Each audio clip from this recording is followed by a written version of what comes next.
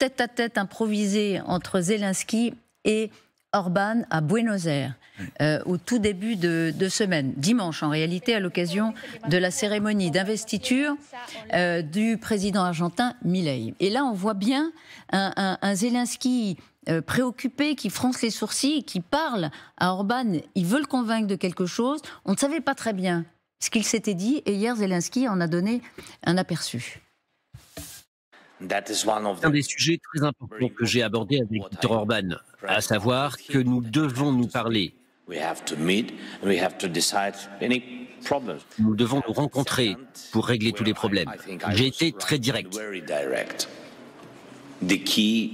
La clé, c'est simple. Il n'y a aucune raison de bloquer l'adhésion de l'Ukraine à l'Europe.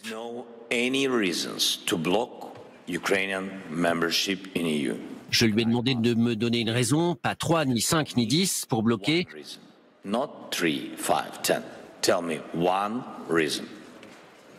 Et j'attends toujours une réponse.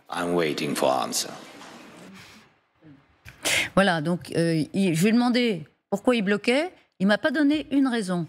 Alors, il ne l'a pas donné en face à face, peut-être pas osé.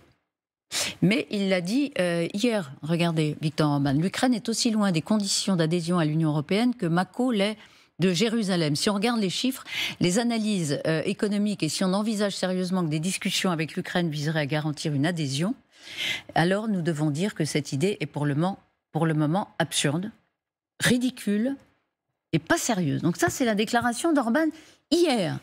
Si on la prend au pied de la lettre, il va mettre son veto. Il va mettre son veto, Orban, Galia. Oui, je pense que malheureusement, il va mettre son veto. Maintenant, bien sûr, cet argument est un peu artificiel parce que, d'une part, l'Ukraine a fait beaucoup de progrès en matière de la lutte contre la corruption. Et ensuite, souvenez-vous dans quelles conditions, par exemple, on a accueilli au sein de l'Union européenne la Bulgarie et la Roumanie. Les conditions n'ont pas du tout été très drastiques et ces deux pays, à ce jour, sont extrêmement corrompus. Mais justement, le fait d'avoir adhéré à l'Union européenne, ça les aide quand même peu à peu à surmonter en fait cet héritage très lourd du passé soviétique. La corruption est issue de la corruption endémique soviétique.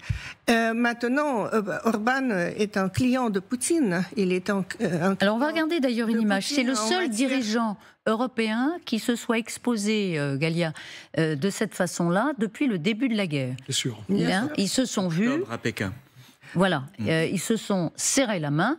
Et Orban, je ne sais pas si on l'écoute ou on le voit, mais Orban a dit qu'il était très fier de cette relation avec Poutine. On l'écoute ?